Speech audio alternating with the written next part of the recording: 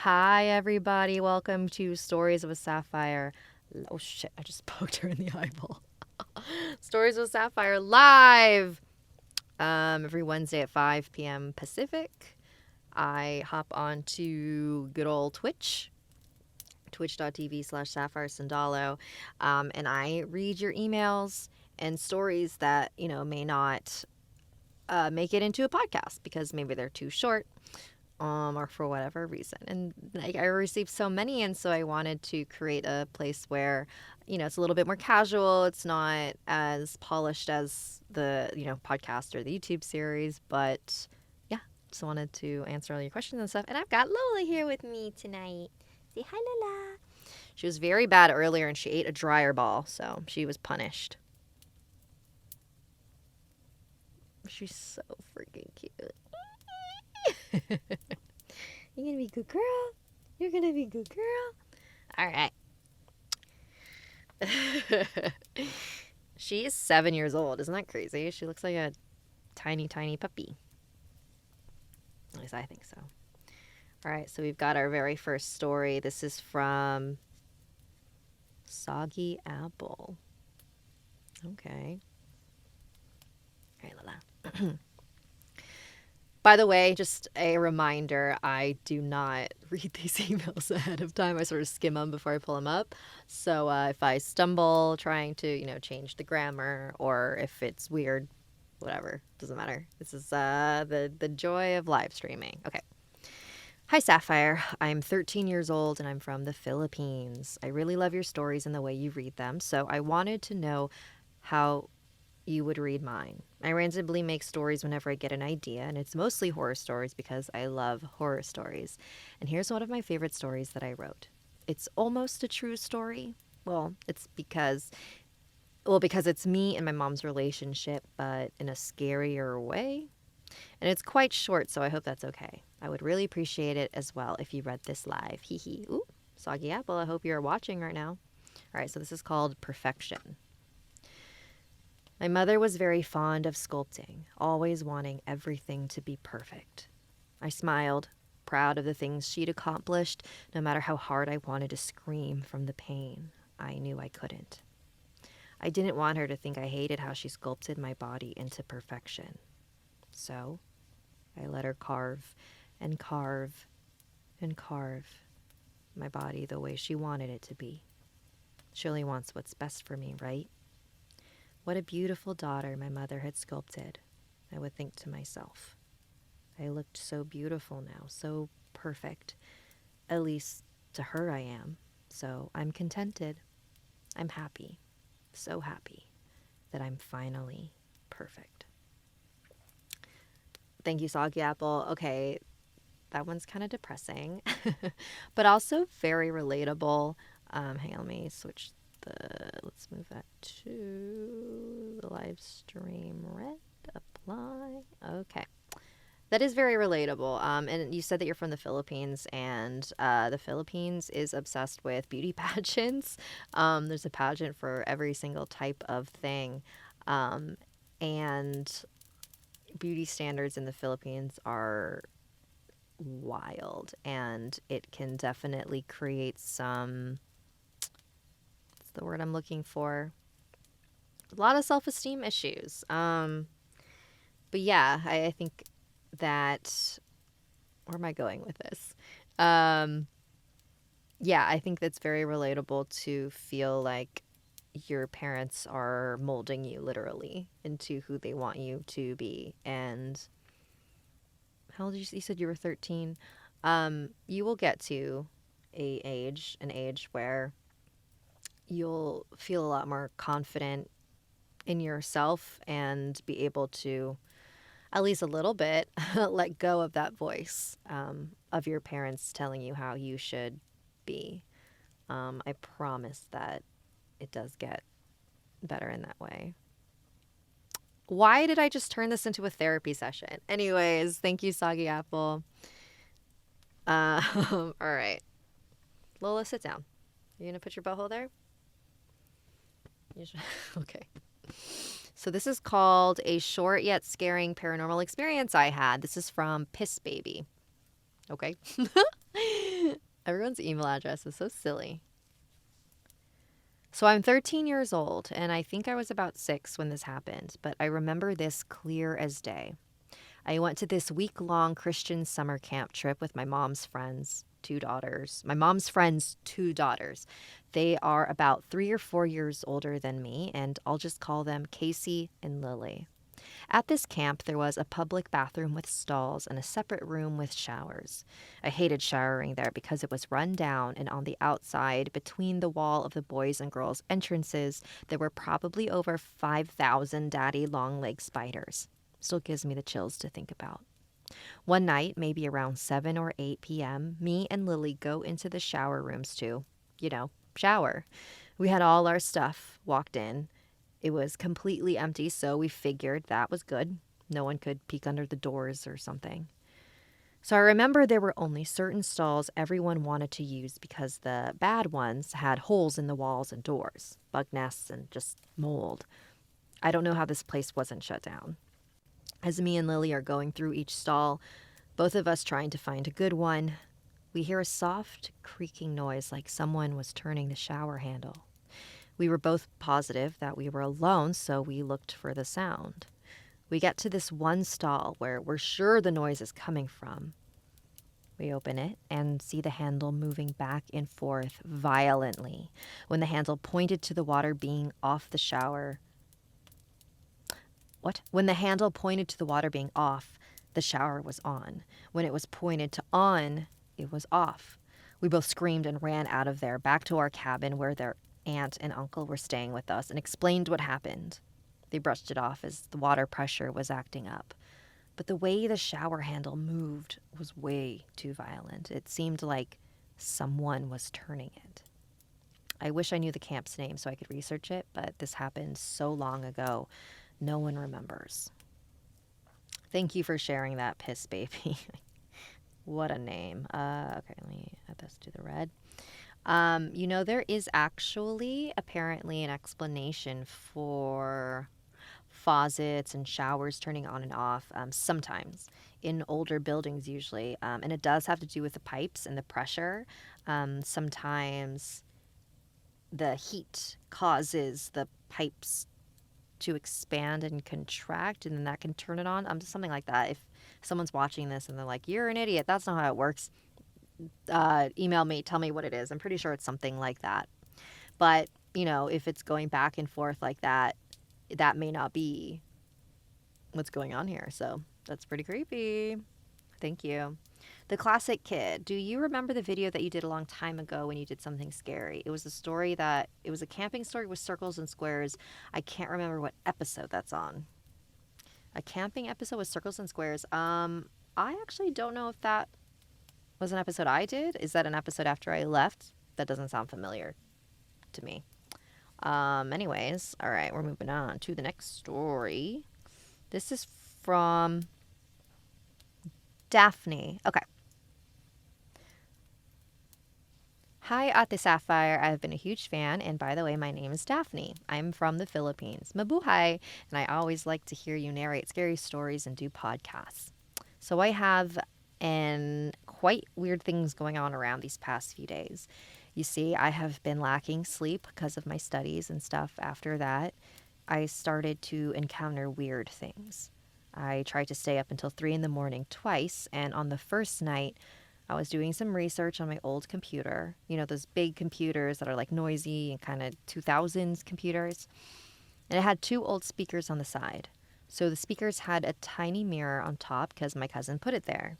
As I was typing my paragraph, I remembered I stopped typing at November 16 because I saw a dark element on that mirror.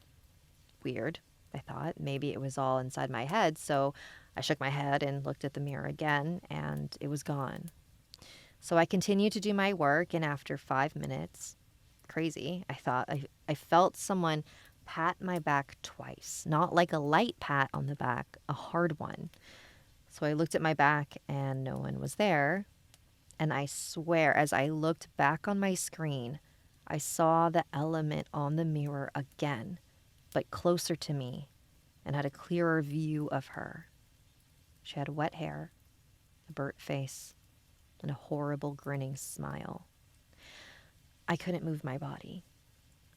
Next thing I know, I woke up on my keyboard, and as I looked at my screen, it was November 16, 2021. I thought to myself, weird. Did I fall asleep? Because if I did, I didn't remember typing 2021.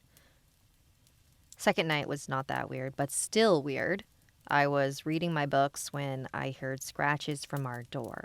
Yes, we had dogs, but they don't do that. And also, there were voices like whispers and laughing. I try not to mind it and just went to my room and covered myself with my blanket. After that, I heard someone say goodnight in my right ear. And after those incidents, I never stayed up until 3 a.m. Well, that's all I can share for now. Sorry for my grammar errors, smiley face. Thank you, Daphne. Yeah, there's a chance that you fell asleep and were experiencing sleep paralysis. There actually was a period of time in my life where I had so many dreams within dreams. Has anyone experienced that, where you wake up and, everything looks very real, so you go about your day, but then you wake up again, and then you do it again, and you wake up again and again and again. And there was a period of time where I would do that almost 5 times a morning. And I had been trying to figure out what it means. So far, the only thing I've found about it is that it's a stress dream. It's just caused by, lots of anxiety and stress, but I don't think that's it. I don't think that's all it means. But it was really creepy because I would just continuously in a loop. I wouldn't know it was real. And I wrote a poem about it on the podcast because it was really weird. Anyways, that's not what we're talking about. We're talking about Daphne. Yeah, I don't know. I mean, when we're dreaming, that is when we are more susceptible to that realm, So I wouldn't be surprised if you actually did see something in your room. Sorry. I hope it doesn't hurt you. But if it does, you can ask it to go away. Okay. Let's see. Oh, bye, Milky Rolls. All right. Let's move this.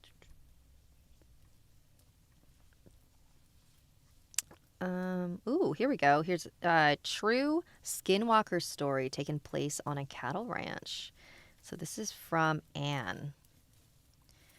Hi, Sapphire. I am a huge fan of the show. My name is Anne, and I have a true skinwalker story that took place on my family cattle ranch. I live on a cattle ranch with my mom, my dad, and my brother. We live on little over 1,000 acres.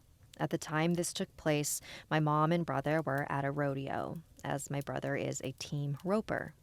Me, my dad, and 2 ranch hands were left on the farm to take care of all the animals. I have a German Shepherd and an Aussie. My hen house is about 2 acres from the house. I was walking to my hen house with both of my dogs at my heel. Sometimes we get wildlife, and I like to keep my dogs near. I started whistling. I realized my mistake too late, and it was pitch dark out. I hurried to get my work done. My mind was filled with thoughts of whatever out there heard me. Looking back, I don't think that helped. It had been 3 days with nothing else happening. When I was headed back from turning 2 horses in, I heard a snap from behind me. Both my dogs were at my sides. I ran. I ran like my life depended on it. It did. I saw my house and just ran faster. There were massive footsteps loping behind me. My dogs were losing their mind. When I reached the house, I cracked the door and me and my dog slid in. I locked the door and yelled for my dad. I explained what happened. He got 2 rifles from his safe and handed one to me. He instructed me to find all of the religious items in the house and bring them to the living room while he locked the doors and windows. I returned to the living room to see him there with 2 Red Bulls. He handed me one. We sat in silence, reciting prayers in our minds. There was wild scratching on the side of the house. That's all I remember. I woke up to the sunrise about 6 acres from my house. My dad was about 50 feet from me. When we returned, there were massive scratch marks on the door. We're all fine, but I wonder what the other outcomes could have been. Thanks so much for reading this. Have a good one. Thank you for submitting that, Anne. Where is your ranch? That must be nice to have such a big property and cute dogs. Um, yeah, I mean, definitely there was something there if there were scratches on the door and you also heard it. Was it a skinwalker? I don't know. I wonder where you guys live and if has that ever happened before or again? But the whistling thing, that is actually a very Asian superstition too, where you should not be whistling at night. I forget which culture specifically believes this part, but the whistling is the language of a certain entity. And so when you whistle, it's like you're calling them to come. Creepy, creepy, creepy. Well, thank you, Anne. Oh, hey, Frosted Flake. Hope you're well. Was wondering if you prefer real stories or creative writing. I'm open to both. For the podcast, I definitely only do true stories. For the live stream, it can be whatever. For the YouTube channel, it can be whatever. So, go crazy. Don't whistle at the northern lights. What happens then? I haven't heard of that. Tell me what happens.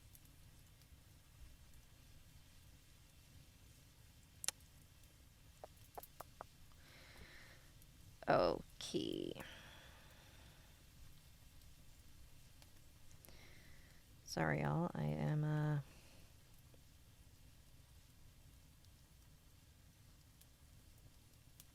Oof. No, let's not do that one.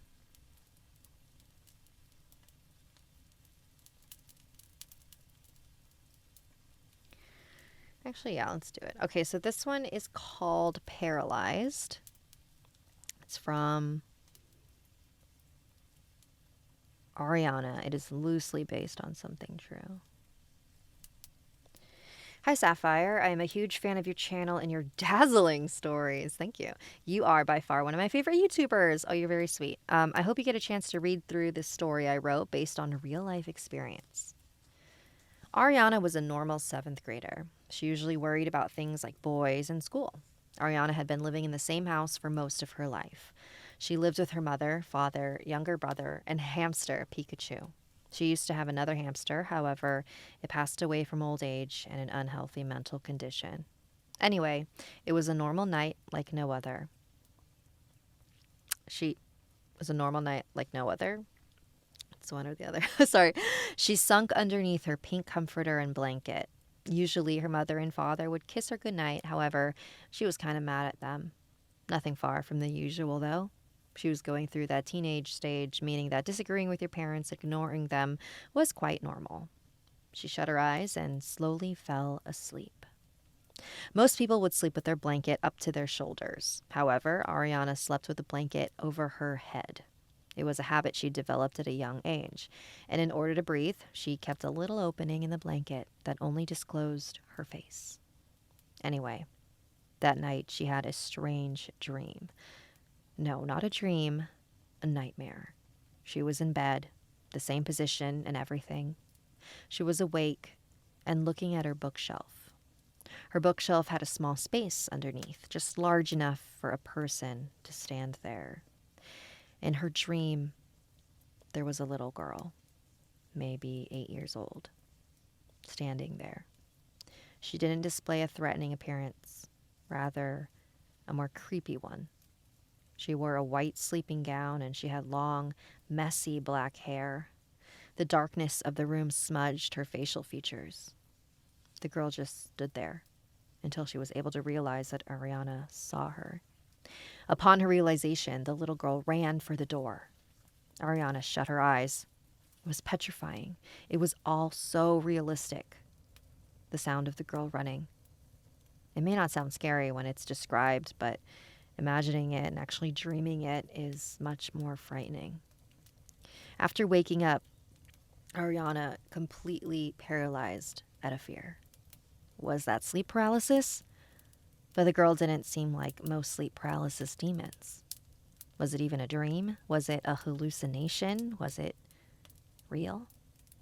Ariana froze in fear, unable to move her limbs or even open her eyes. Within at least 45 minutes, she was able to successfully turn over to the other side of her bed so that her back would face that bookshelf. She had recited every prayer she knew in that moment.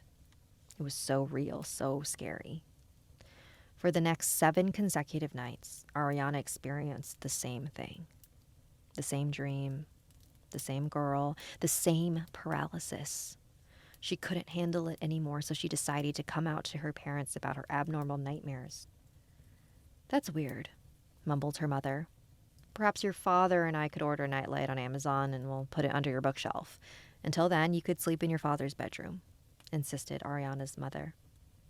Since Ariana would sleep in her father's room, her father would sleep in Ariana's room. "If I see that ghost girl, I'll pull her hair and cut it off," joked her father. That night, Ariana slept soundly. The next morning, Ariana's father was the last to wake up. "So, did you see the ghost girl?" giggled Ariana. Her father shook his head. "I tried sleeping in your room, but I couldn't fall asleep.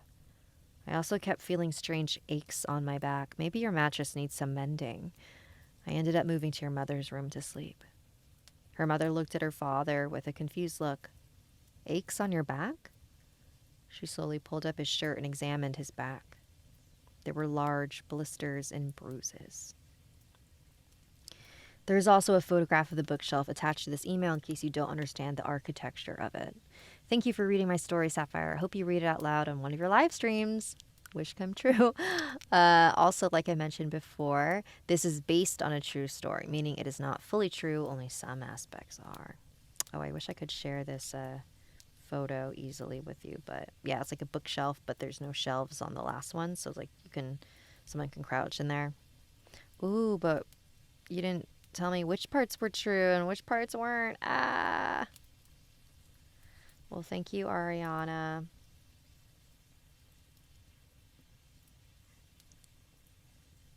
Okay. What time is it? 5:20. All right. Ooh, we got time for one more. Let's see here. All right. This one's called Coincidence. This is from McKenna. "Hi there. I have been enjoying your podcast for a while, and I thought I would share one of my weird stories.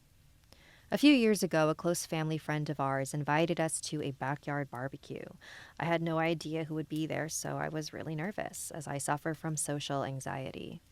The night before, I had a vivid dream. This wasn't out of the ordinary, as I always have very strange and vivid dreams. In this dream, I was sitting in a chair that was facing a sliding glass door. My mother was sitting in a chair facing me, and my back was to a few people. To the left of the door was a little red-headed girl bouncing on a yoga ball, and 2 other red-headed kids, one holding a water gun and the other lounging on a black chair. In the morning, I dressed and prepared for the day, trying not to get worked up about the events of that day. The barbecue progressed, and I had more fun than I had thought. I grabbed a seat outside, and a wave of deja vu hit me. I scanned my surroundings, and my stomach dropped. Before my eyes were the exact scene my dream presented the night before. Every detail was the same, even my outfit and sitting position. My mother was concerned because my jaw was to the floor, my face was pale. I chalked it up to just a mere coincidence. However, it wasn't the last time something like this has happened. I've always had strange things happen to me, from feeling uneasy driving past cemeteries to waving back at trees with the feeling of a loved one nearby. One time, when I was 12, my great-grandpa had passed away. We drove back home from seeing him for the last time. As we pulled into our driveway, a tree caught my eye. Its long branches waved at me. At first, I thought it was the wind, but all the surrounding trees were unmoving. That night, I woke up in the middle of the night to a man sitting with his legs crossed, sitting on my mother's rocking chair in my closet. I remember not feeling scared and just rolling over and going back to bed. Another time this has happened was when my grandma passed away. She was my best friend, and her death has rocked me so hard. I planned to see her the day she died. I had no idea it was her time just yet. I remember something in me in the middle of the night activated, and I felt an intense urge to wake up and walk around. I decided to go to the bathroom when my dad walked up to me. He announced that my grandmother had passed away. A few years later, I was laying in bed crying because I was missing my grandma so much when I felt something rub my leg up and down, almost in an attempt to comfort me. That's all for now. Thank you, McKenna Sherry. That's beautiful. Thank you. Yeah, I love stories like this where, it's not necessarily like super scary. It's just kind of sweet. I love all paranormal stories. That is very common when you're close to somebody and you can feel if they passed away. I actually I didn't mention this on the podcast, but I don't know if any of you listening know, but back in September, I had to put my other dog down, and when I was holding him, it was like the euthanasia, so they do the first drug to calm them down, and then the second one is just like a overdose of anesthesia, and then they go to sleep. But as she was putting that in, I'm not even kidding, I felt this kind of wave hit me. And I don't know if this is what it was, but it literally felt like his soul left his body and like passed through me. I don't know how to explain that. But yeah, when you have a soul attachment to people, animals, you know when something's up. Yeah, I'm sorry not to be a Debbie Downer. All right. So I think that's a good note to end on. All right, guys, thank you for joining me. So if you want me to read your story live, send it to storieswithsapphire@gmail.com and write a very snappy subject heading, because if you just put, here's my story, I'm just going to breeze right by it. But if you write something like, the time I died, then I'm going to click on it. So get clickbaity with it. All right. And I think I'll be going live next. Oh, no, I won't. Well, I will not be going live next week because I'm doing a thing. So I'll see you guys after the holidays. All right. And say bye-bye, Lola. Say bye-bye. Say bye-bye, Lola. Lola, look at the camera. She's so camera shy. Oh, big yawn. Big yawn. You want to say bye, everyone? Want to say bye, Lola? Say bye-bye. Bye-bye.